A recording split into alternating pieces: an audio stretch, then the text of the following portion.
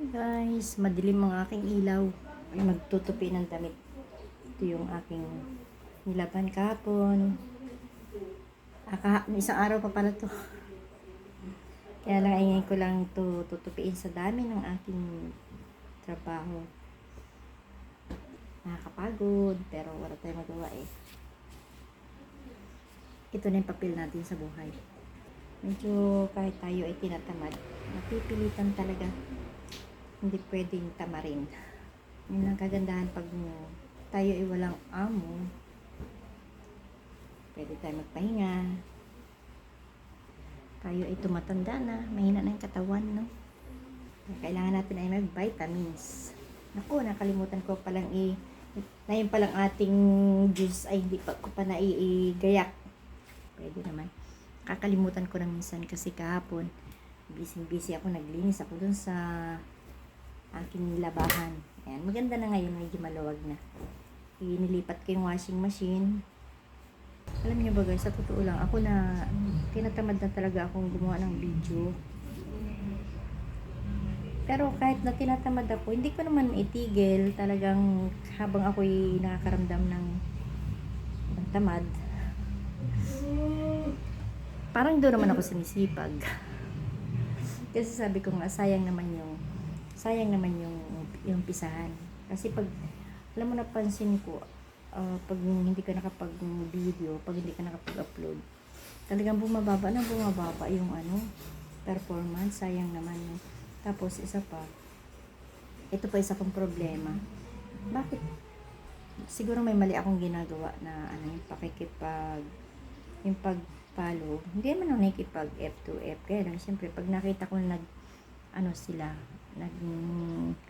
sa akin, pinag-follow ko din sila. Parang gano'n na rin yun, F to F na rin yun. Kasi nakakaya naman hindi mo sila balikan. Ang problema ko, ano yung kailangan kong gawin para hindi ako, siguro napsisilip ako ng Facebook na gano'n. Kaya, ang daming kasing nagtataka na ako, hindi lang isa o dalawa. Minsan, tulad kahapon, ang nawala ay siguro 5. Kasi 74, ngayon ay 60, na lang. Ang dami nawala. Hindi lang halos 10. Ganyan. Sayang, followers na yan. Hindi ko alam kung nag-unfollow sila or inaalis talaga. Kasi na-experience ko na yan na talagang inaalis na. Sabi kasi, pag daw isa-isa lang, maaring nag-unfollow sila. Pero, pag yung gano'n na karami, inaalis talaga.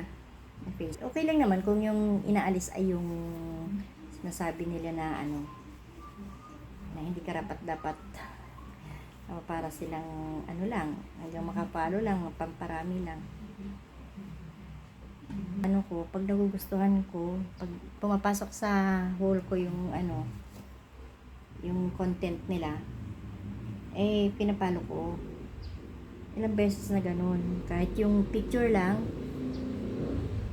picture man o video, pag nagugustuhan ko, pinapalo ko talaga. Hindi nila ako balikan, okay lang.